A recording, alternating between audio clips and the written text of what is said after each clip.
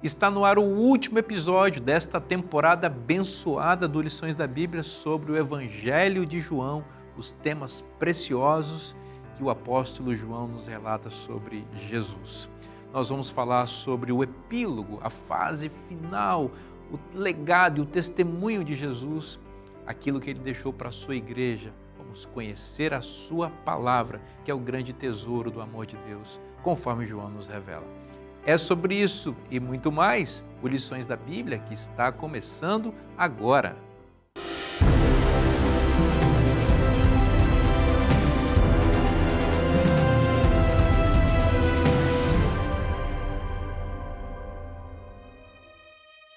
De todos os aspectos que já exploramos sobre o estudo da escola sabatina, ainda falta mencionar um elemento essencial: o professor.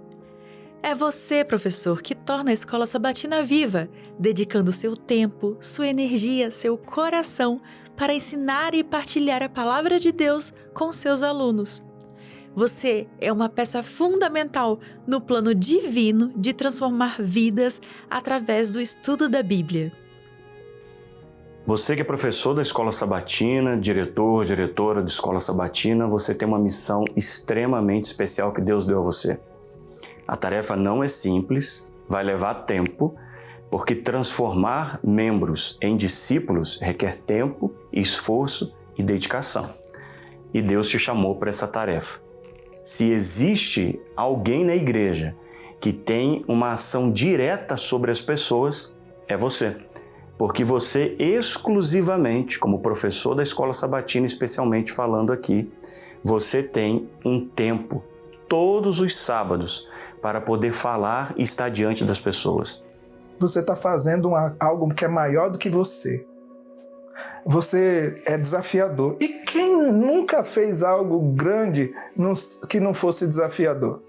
Já parou para pensar que a igreja ela se tornou grande muitas vezes nas comunidades da gente, igrejas de 1000, de tanta gente, a gente precisa desenvolver um relacionamento tão profundo que você se torna um pastor desse teu pequeno rebanho, que tu possas olhar para as pessoas e saber o dia que elas estão bem ou no dia que elas estão tristes. Para você, professor, o quão importante você é a cada sábado para os alunos, para o seu papel como pastor de uma unidade de ação, é fundamental para que a ovelha se sinta segura nas mãos de Deus e também segura com a palavra. Então, professor, continue trabalhando, se dedicando, dando o seu melhor, porque talvez a gente nessa vida aqui, a gente ainda não tenha a gente não tem a dimensão exata, mas no céu nós veremos quão foi importante o trabalho semanal para que esses membros se mantivessem firmes, essas ovelhas do seu pastoreio se mantivessem firmes no caminho do Senhor. Eu quero, em primeiro lugar, parabenizar a você por seu compromisso de promover o estudo da Bíblia a través das lições da escola sabatina, promover o companheirismo e a missão de salvar pessoas. Você foi escolhido por Deus para uma função sagrada de cuidar o rebanho de Deus nas classes da escola sabatina e cuidar também da vida espiritual desse rebanho y cumplir a misión de conquistar nuevas personas para Jesús. Es un trabajo muy especial que Dios dio para você. Y vamos a seguir juntos trabajando para que Escola Sabatina realmente cumpla ese propósito de ser una escuela que forme misionarios, que prepare a iglesia para el pronto regreso de Jesús. Que Dios os abençoe. Em nome do programa Lições da Bíblia, muito obrigada, professor.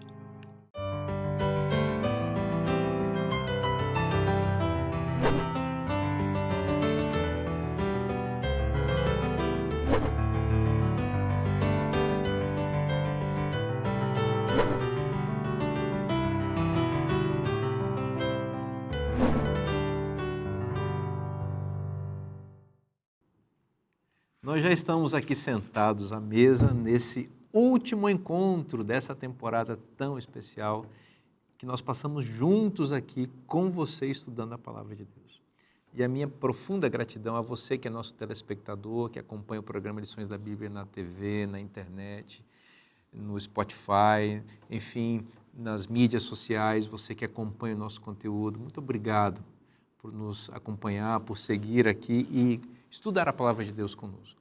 Você sabe também da nossa gratidão, e imagino que você também esteja grato, por esses amigos, esses companheiros de jornada que estiveram conosco ao longo desse trimestre, a cada semana na nossa casa, não é?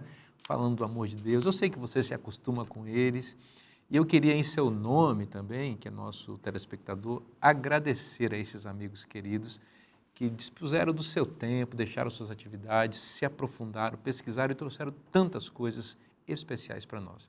Henrique, meu amigo, muito obrigado por estar conosco. Foi uma grande bênção. Aprendi muitas coisas com você e me senti muito abençoado pela sua participação. Pastor Vinícius, foi uma grande alegria para mim também. Agradeço o convite e vai fazer falta esse momento. Que privilégio poder estar junto contigo, Pastor Brenha, Pastor Paroski, durante essas 13 semanas, estudando a Palavra de Deus. Gratidão a Deus e a Novo Tempo pelo convite. Gratidão nossa. Pastor Paroski, que honra. Foi uma grande honra. Já era assim, uma vontade antiga que nós tínhamos de trazer o senhor. O senhor estava morando fora do país e isso acabava impedindo ou atrapalhava um pouco, mas nós tivemos a alegria. Para mim foi muito especial, e para os nossos amigos também, passar esses momentos contigo, aprendendo da Palavra de Deus e também convivendo um pouquinho com o senhor, e eu posso testemunhar que foi uma grande bênção. Muito obrigado pela sua presença. Eu é que agradeço. Também vou usar o tempo passado. Foi um prazer, embora ainda temos uma lição pela frente, mas falando da perspectiva do fim, foi um prazer estar aqui com você e com estes colegas e com estes que nos acompanham assiduamente. Exatamente. Pela televisão. Pastor Brenha, sem palavras também, nós somos amigos, tenho uma admiração profunda por ti. E a minha gratidão, viu, por você ter aceitado o nosso convite. Você tem muitas atividades também, mas esteve conosco. E eu também reafirmo o que falei para os outros colegas, foi uma grande bênção sua participação, suas observações, muito ao ponto e ajudando a gente a entender mais sobre o amor de Deus. Vinícius, foi bom reencontrar você, né? Te conheço de muito tempo atrás, uma alegria. É uma honra para mim ter participado desse programa, ao lado aqui, né, dos nossos amigos, meu vizinho, né, de cidade, de condomínio, não é? Pastor Paroski também, que é o nosso vizinho ali agora, né, em Engenheiro Coelho. É muito, muito bom. Para mim foi uma alegria muito grande, me sinto muito honrado e agradecido a Deus por esse privilégio. Obrigado pelo convite e agradeço a todos que nos acompanharam aí ao longo desse trimestre. Meu amigo, por favor, ora para a gente. Oro sim. Querido Deus, querido Pai, obrigado, Senhor, por todo esse tempo que o Senhor nos abençoou. Obrigado pelas lições que aprendemos. Obrigado por tantas coisas boas que vivemos aqui ao longo desses 3 meses. Estamos felizes por estarmos aqui agora. Nesse último programa também, Pai, pedimos-te que a Tua presença esteja entre nós, que o Senhor continue nos abençoando, bem como a todos aqueles que nos assistem nessa hora. É o que eu te peço e te agradeço, em nome de Jesus. Amém. Amém. Pastor Paroski, como amante da leitura dos bons livros, que todos nós somos, e o senhor sabe que eu trabalho nessa função profissionalmente, eu trabalho editando livros, e para quem não sabe, o pastor Paroski também começou seu ministério nessa atividade, depois foi dar aulas de teologia, trabalhou lá na Casa Publicadora Brasileira. Eu estou mencionando isso porque é tão bom quando a gente encontra um autor que ele tem um raciocínio muito lógico e lúcido e estruturado, e o João é esse autor, né? Essa carta, esse evangelho dele, né? Ele tem um propósito muito bem definido, a tese dele está sempre muito bem repetida, ele vai colocando o seu argumento na boca dos personagens, a gente vai percebendo a intencionalidade dele. E agora nós chegamos ao final, e todo bom livro, todo bom texto tem uma excelente conclusão, que é o epílogo de João. Eu queria que o senhor desse uma pincelada aí em relação a esse epílogo, em conexão com a estrutura do livro do apóstolo João. Costuma-se se referir ao capítulo 21 como sendo um epílogo, porque os 2 últimos versos do capítulo 20 parecem ser a conclusão, ou seria talvez a conclusão mais lógica, mais natural. Jesus já havia morrido, já havia ressuscitado, ele já aparecera aos discípulos, e aí o livro, os versículos 30 e 31, se refere então ao propósito do livro. Na verdade, Jesus fez diante dos discípulos muitos outros sinais, milagres, não é, que não estão escritos neste livro. Estes, porém, foram registrados para que creiais que Jesus é o Cristo, Filho de Deus, e para que, crendo, tenhais vida em seu nome. Ele poderia ter terminado aqui e estaria bem concluído, bem terminado.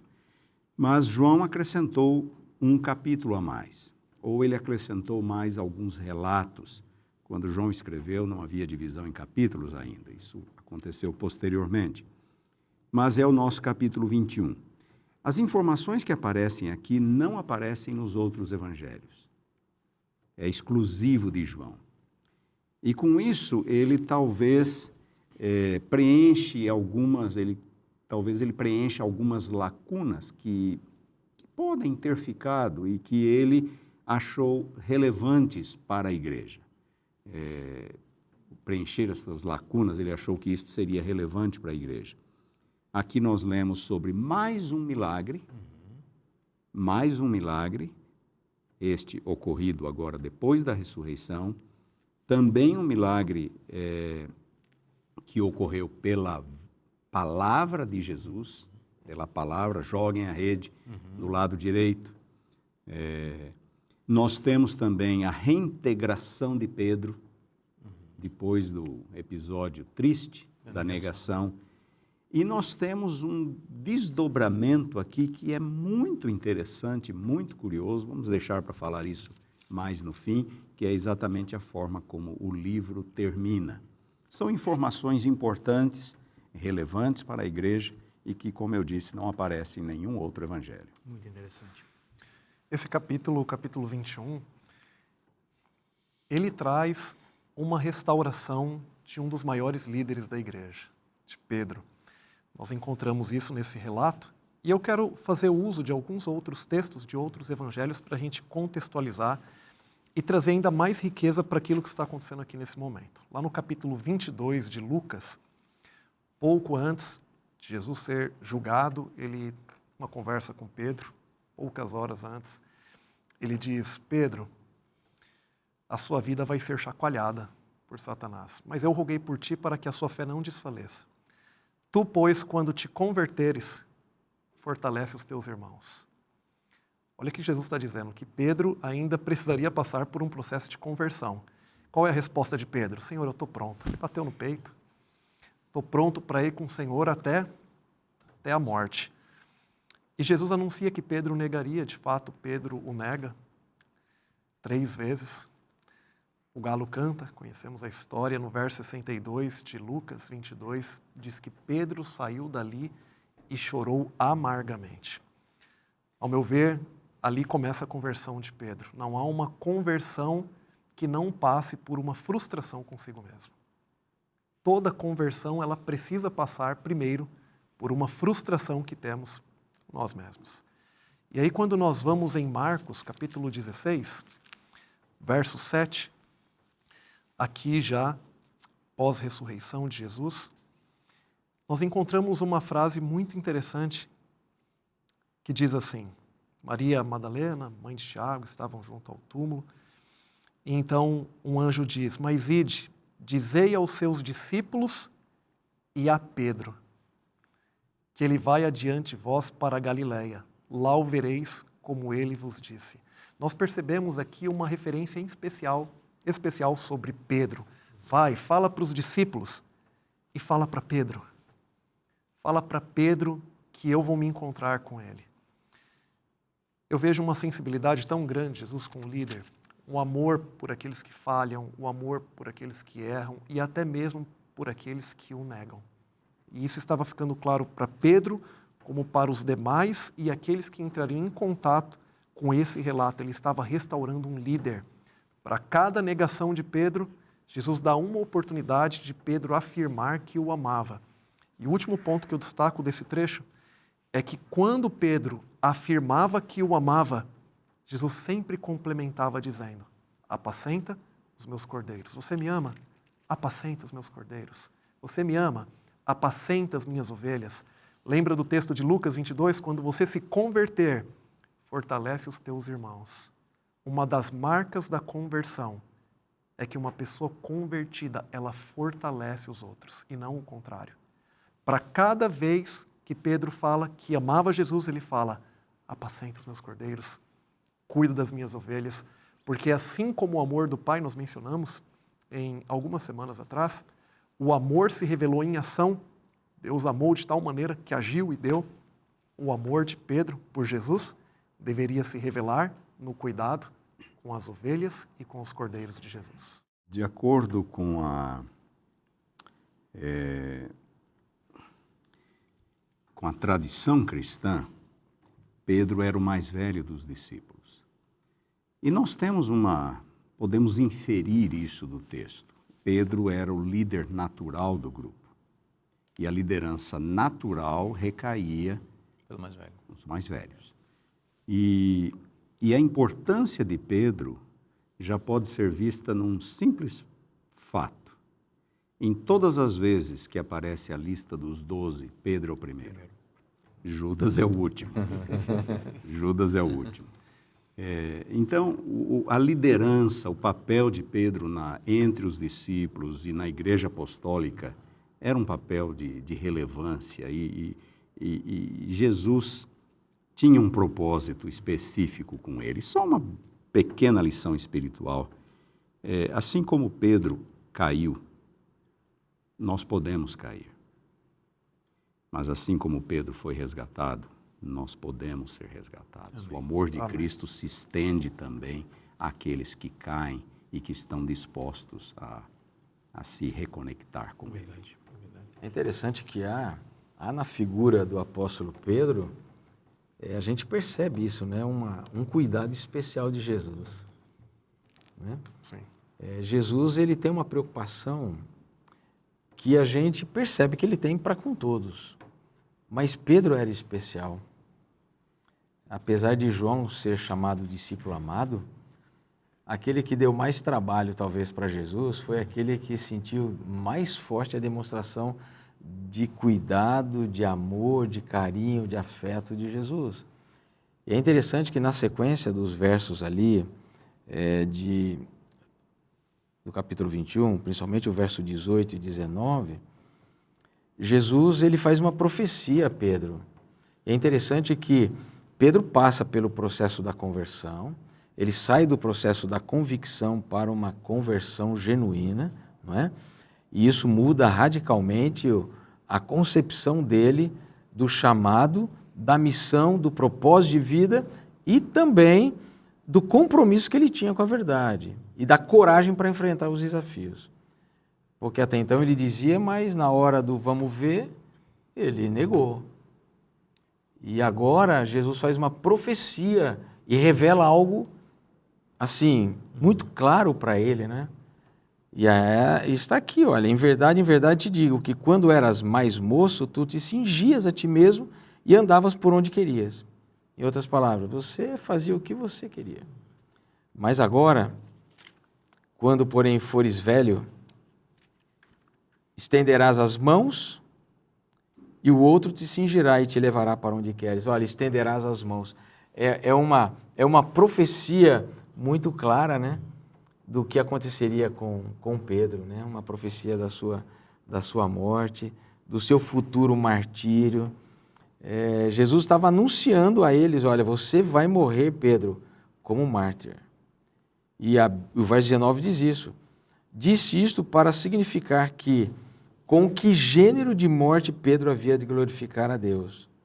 E a tradição diz isso, né? A gente sabe pela tradição que Pedro morreu crucificado de cabeça para baixo, né? E o que me chama a atenção nisso? Não é nem tanto a morte de Pedro Mas quando Jesus disse tudo isso, ele olhou para Pedro e disse assim, segue-me. E aqui vem uma outra lição espiritual para a gente muito forte, né? Até que ponto nós estamos dispostos a seguir a Jesus? Se nós soubéssemos, né? Porque eu acho que a lição tem que fazer essa reflexão com a gente. Se nós soubéssemos como seria a nossa morte, nós continuaríamos seguindo a Jesus? Fica a reflexão. Que bom poder saber que Jesus nos ama e está disposto a nos restaurar, nos dar uma nova chance, uma nova oportunidade, como deu ao apóstolo Pedro, dando a ele uma grande missão. Nós vamos fazer um intervalo bem rapidinho agora, não saia daí, curta o show do intervalo da Novo Tempo e o programa Lições da Bíblia volta já já.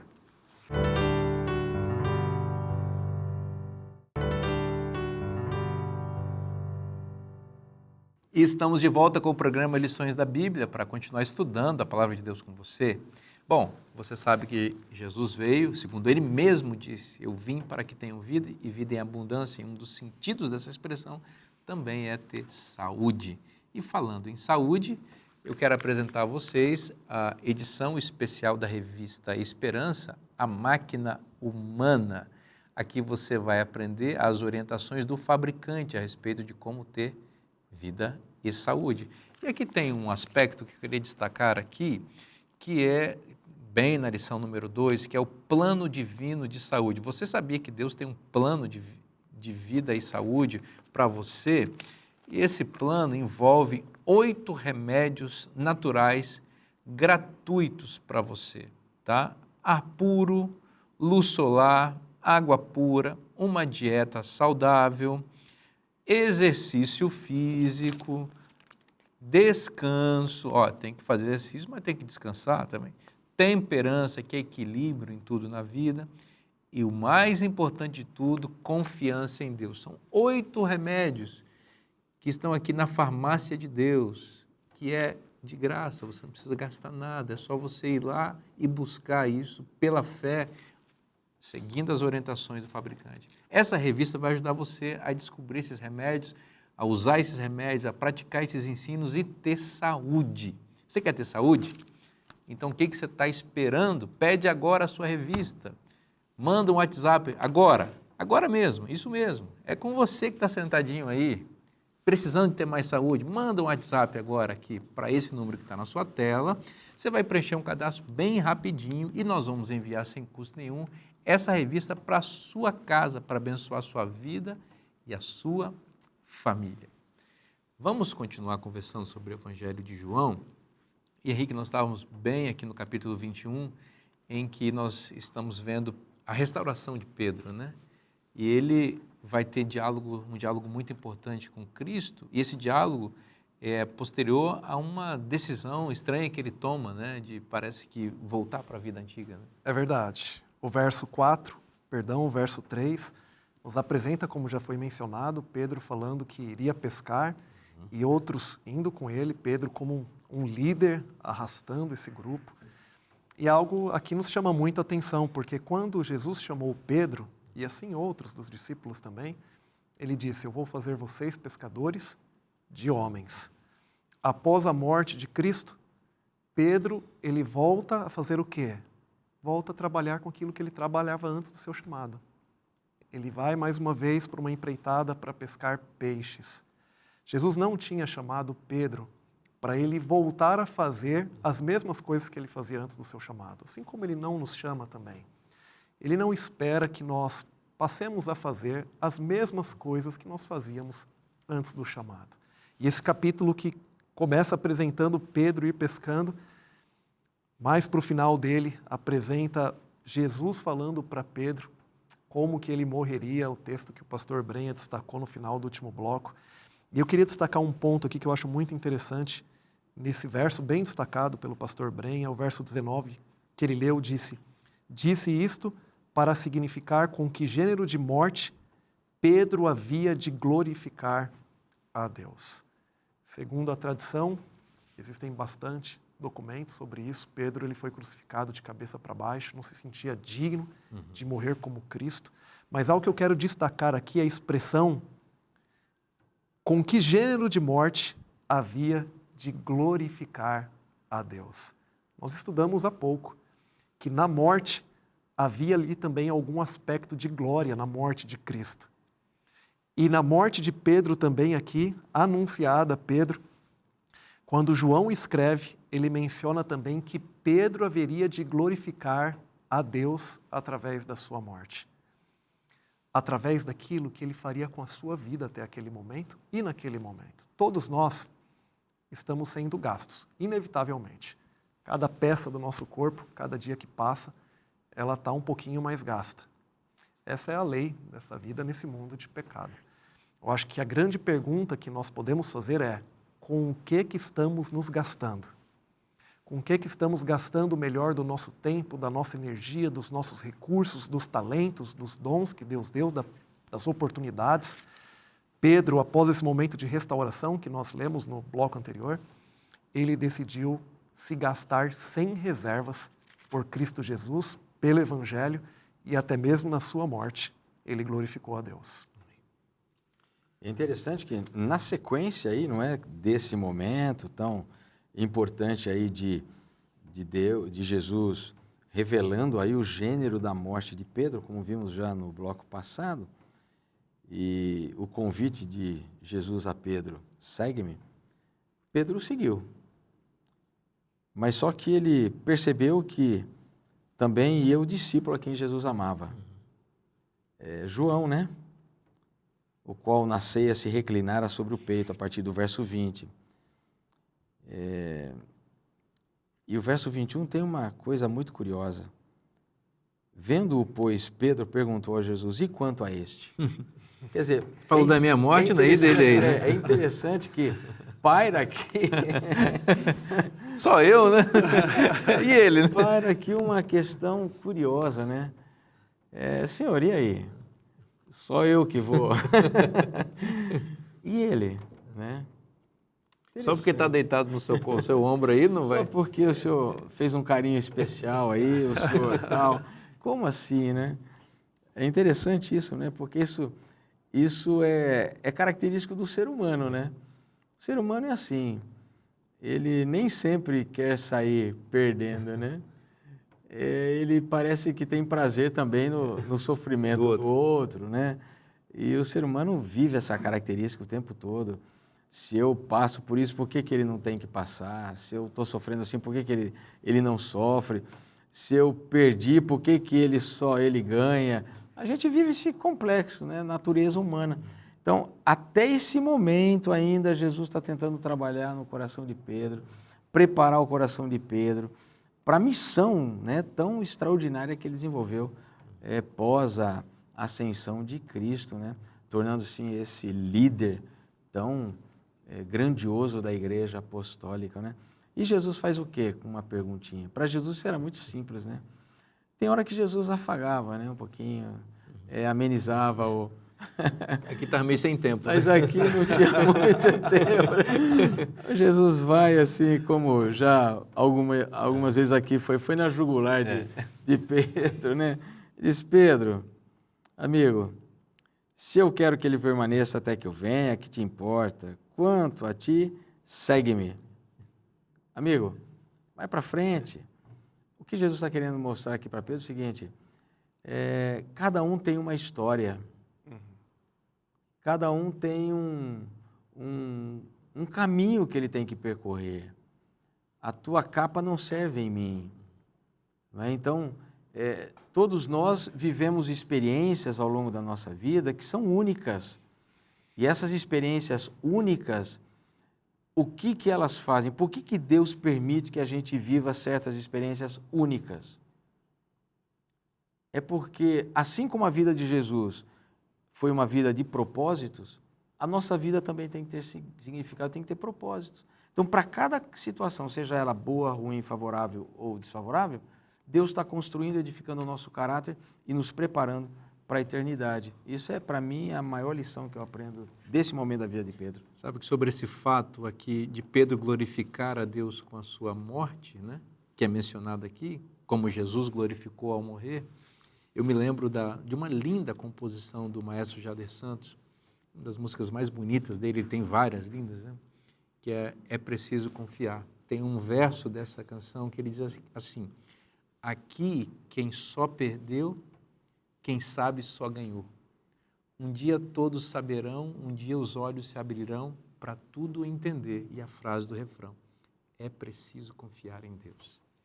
Eu acho magnífico isso, eu acho que capta muito bem essa lógica invertida do reino de Deus e dos servos de Deus em relação a esse mundo. O indivíduo foi para a cruz de cabeça para baixo e o texto está dizendo que isso glorifica a Deus. Para o mundo isso é uma vergonha terrível, é o anti-herói, é a tragédia, é o caos, é o nada. Mas para Deus isso é tudo, é isso que Deus honra.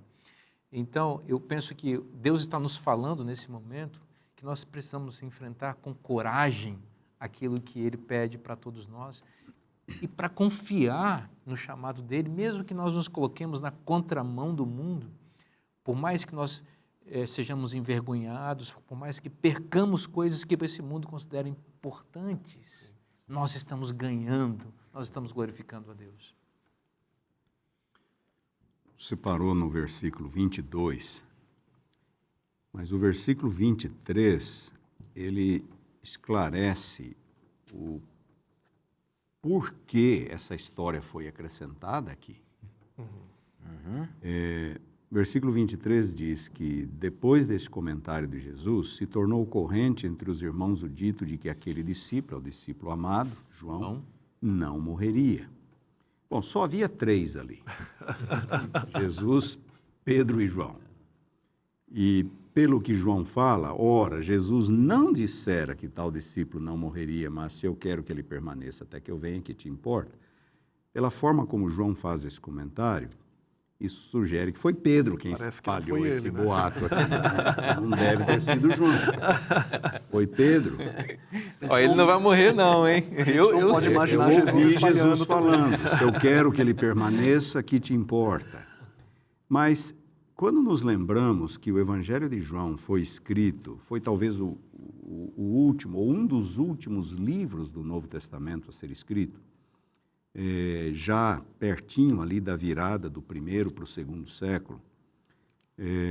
João bem idoso nessa época. João idoso, de acordo com alguns documentos pós-apostólicos, João viveu até o início do segundo século. Ele viveu até um pouco mais e foi o último apóstolo a morrer. O último apóstolo a morrer. Eu acho que há um propósito para esse comentário. Sim. Porque se existe essa informação de que aquele discípulo não vai morrer até que Jesus volte, então, e Jesus começa a demorar, não é? Porque ele falou, eu vou voltar, mas passa 1 ano, passa 2, 10, 20, 30, e Jesus não volta. Um discípulo após o outro começa a morrer. O primeiro foi Tiago, irmão de João. E depois vem outros. Vem Pedro. Pedro foi crucificado no ano 67. De acordo com as melhores cronologias, foi no ano 67. No mesmo ano em que Paulo morreu, a mando do imperador Nero. Então, os discípulos vão morrendo, e João fica. Aí, no contexto daquela história, não é? Esse discípulo não vai morrer até que eu venha, então os holofotes se voltam para João, as atenções da igreja se voltam para João. Não, mas João não morreu ainda. Então, ainda há esperança. Jesus vai voltar. Ainda há esperança, João está vivo.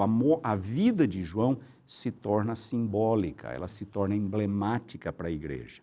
É como se, enquanto João vivesse, ainda houvesse esperança de que Jesus realmente cumpriria a sua promessa. Mas João sabe que sua morte vai chegar antes da volta de Jesus. E talvez neste versículo aqui, ele quer preparar a igreja para a sua morte. Não foi isso que Jesus quis dizer. Ele apenas disse, foi uma pergunta retórica. Se eu quero que ele permaneça até que eu venha, que te importa? Jesus não disse que João não morreria. Ele quer preparar a igreja para a sua morte. Sabe, uma coisa é nós vermos, ouvirmos, tocarmos é o privilégio da primeira geração, daqueles que viram, ouviram e tocaram em Jesus. Num segundo, Jesus não está mais aqui, mas aqueles que estiveram com ele ainda estão. Então ainda há esperança. Mas e quando o último morresse? O que aconteceria com a igreja? Eu acho que há um propósito por detrás deste versículo, que é preparar a igreja para a morte de João. E aí nós nos lembramos do episódio de Tomé, no final do capítulo 20, onde Jesus conclui dizendo: Tomé, porque você me viu, você creu. Bem-aventurados os que não viram e creram. E o que vem em seguida? Na verdade, Jesus fez diante dos discípulos muitos outros sinais que não estão escritos neste livro. Estes, porém, foram registrados para que creiais. Jesus não está mais presente. João não estaria mais presente. Mas a fé pode continuar. Por quê? Por causa da palavra escrita. A palavra escrita permanece. Esta palavra é a palavra de Deus. Aqui estão os relatos da vida de Jesus. Aqui está a essência do Evangelho. E é possível que João estivesse aqui preparando a igreja. Como viver na ausência de Jesus e na ausência dos apóstolos? Pela palavra. Ou seja, não percam a fé. Eu vou morrer, esse boato correu aí, mas não tem nada a ver, não procede. Vocês precisam continuar crendo. Renovem a esperança. E o meio pelo qual vocês podem renovar a esperança é fidelidade aos escritos inspirados à palavra de Deus. Extraordinário. Muito bem, a gente vê, não sei se vocês têm mais alguma coisa, Elias? Não. E você, Henrique? Eu acho lindo isso, a gente tem acompanhado desde a primeira lição, a intencionalidade de João em reforçar o quão importante é a palavra e quantos motivos nós temos para, mesmo sem a presença física, como foi mencionado, aí tem o exemplo de Tomé e de tantos outros que nós vimos, a cura do filho do oficial, tantos exemplos preparando a próxima geração, João como esse líder se preocupando com aqueles que haveriam de continuar a igreja após a sua morte. É lindo ver um líder como João, um discípulo amado, o vínculo que ele teve com Cristo e como ele entendeu a missão de Cristo para a vida dele e a função do reino de Deus aqui nessa terra que deveria continuar se expandindo mesmo na sua ausência. Que maravilha. Nós vamos fazer um rápido intervalo. Não saia daí, o programa Lições da Bíblia volta já já.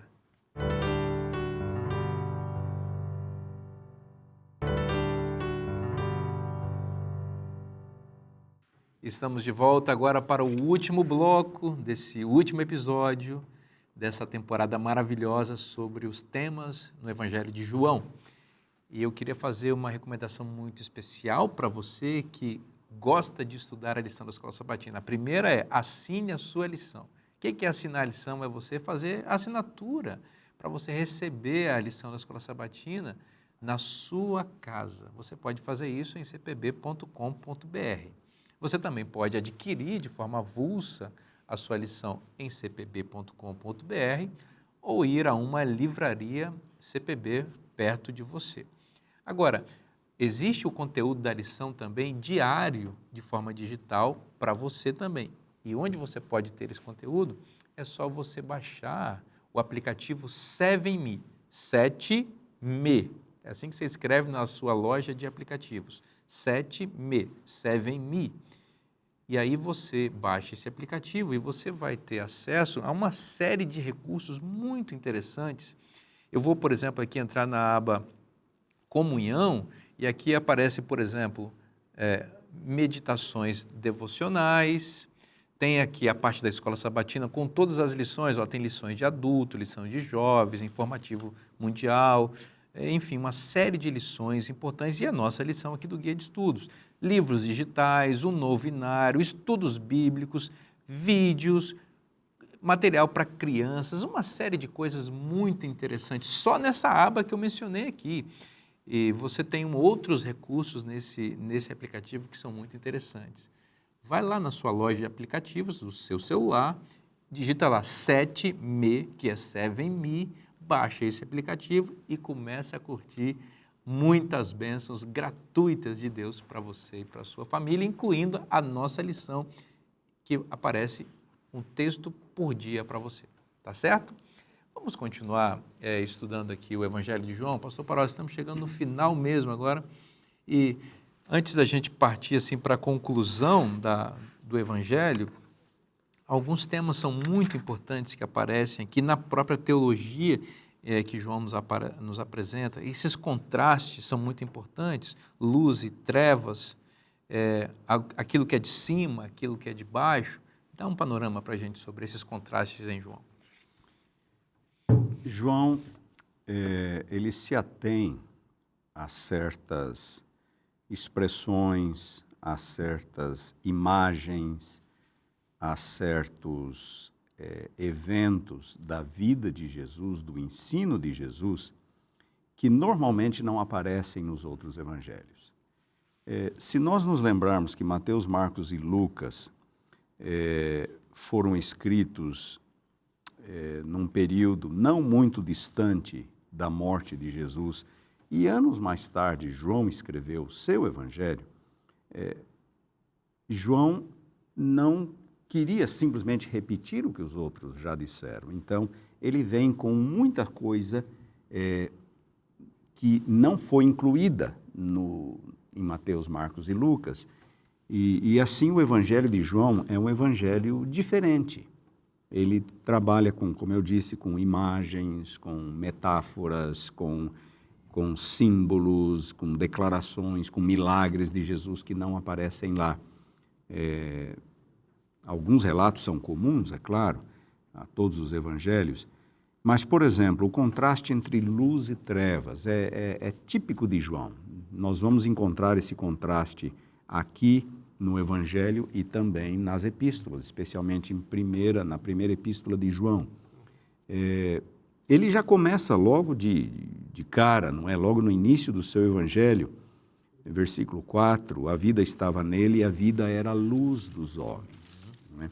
A vida estava nele e a vida era a luz. Então a gente já vê aqui o que ele quer dizer com o termo luz. Eu sou a luz do mundo. Luz aqui para João simboliza vida. Simboliza vida. E trevas, portanto, é o oposto, não é? Versículo 5, a luz resplandece nas trevas e as trevas não prevaleceram. A vida, a luz divina é mais forte do que as trevas do pecado e da morte. Onde a luz divina, a vida de Cristo, que Ele oferece ao mundo, brilha, as trevas se dissipam, as trevas do pecado. Então, é uma das formas pelas quais João desenvolve a sua temática mediante este contraste. A questão de cima e de baixo também é bem característico de João. Deixa eu só citar um versículo, que é o João capítulo 8. Em João capítulo 8, Jesus tem um diálogo muito duro com os líderes judaicos, ou com os judeus que o rejeitam. Um discurso muito duro. E aí notem o que ele diz no versículo 23. Vós sois cá de baixo, eu sou lá de cima. Vós sois deste mundo, eu deste mundo não sou. Esse contraste, né, cima e baixo, Jesus veio de cima, não é? Jesus vem de cima, e aí ele nos convida a nascermos de novo. E qual é o outro significado da palavra que Jesus utiliza lá em João 3? Nascer do alto. Então, ele nos convida a pertencermos a este outro domínio, a sermos de cima, como ele também é. E nós podemos ser de cima quando nós nascemos de novo, nós nascemos do alto, não é? Sermos de novo. E aqueles que rejeitam a Cristo, eles são de baixo. Eles pertencem a este mundo, eles não pertencem àquele mundo. E um outro ponto muito importante aqui nesse processo conclusivo da nossa lição, que a lição destaca, é o impressionante poder de Cristo para atrair as pessoas.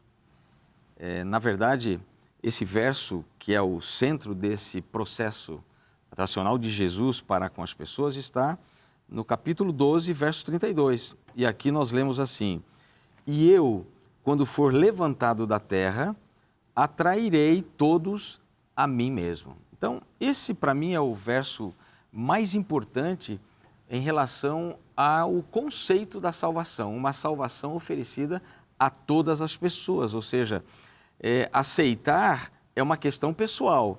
Agora, a salvação, ela vem de graça a todas as pessoas que desejarem receber essa graça maravilhosa de Cristo Jesus. E o capítulo 12 nos mostra exatamente esse processo, não é? A partir do verso 20, ele traz um encontro interessante de Jesus com alguns gregos.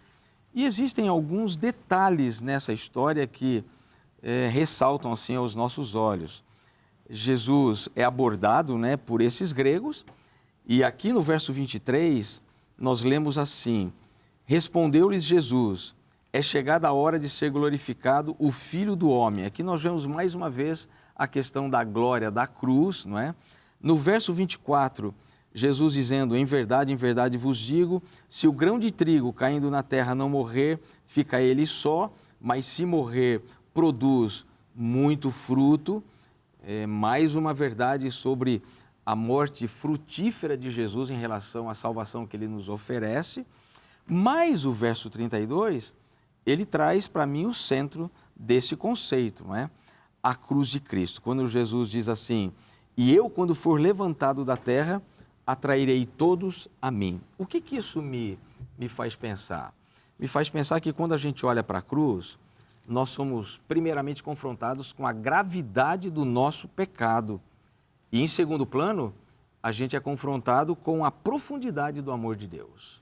Então esse é um processo muito importante que quando nós reconhecemos isso, nós somos atraídos por esse amor, reconhecendo a nossa pecaminosidade, reconhecendo a nossa dependência de Deus, reconhecendo a nossa insuficiência e, consequentemente, a gente reconhece a suficiência de Deus e a graça maravilhosa dele para com todas as pessoas. Ou seja, o Evangelho ele é inclusivo, ele não é exclusivo. E isso Jesus deixou muito claro ao longo de todo o seu ministério, tanto no Evangelho de João, como em todos os demais evangelhos. Porém, há um fato importante aqui que a gente precisa também ressaltar, que não vou dizer mais, é tão importante essa atração de Cristo, como também é importante o permanecer em Cristo. Talvez uma das maiores ilustrações que nós temos sobre isso, que o pastor Bren acabou de mencionar, o permanecer, dentro do Evangelho de João, esteja no capítulo 15, que inclusive é o último texto utilizado aqui na lição de quinta-feira, perto da conclusão da semana, quando Jesus usa a ilustração da videira. Eu sou a videira, vós sois os ramos, aquele que permanecer em mim e eu permanecer nele, esse dá muito fruto, porque sem mim nada podeis fazer. Do verso 1 ao verso 11 do capítulo 15, a palavra permanecer aparece 11 vezes. Não é suficiente ter surgido na videira, não é suficiente estar perto da videira. É necessário estar na videira e permanecer. Hebreus capítulo 3, verso 14 diz, nos tornamos participantes de Cristo se guardamos até o fim a confiança que desde o princípio tivemos. Hebreus capítulo 14, verso 12, aqui está a perseverança dos santos. Mateus capítulo 24, verso 13, e aquele que perseverar até o fim será salvo.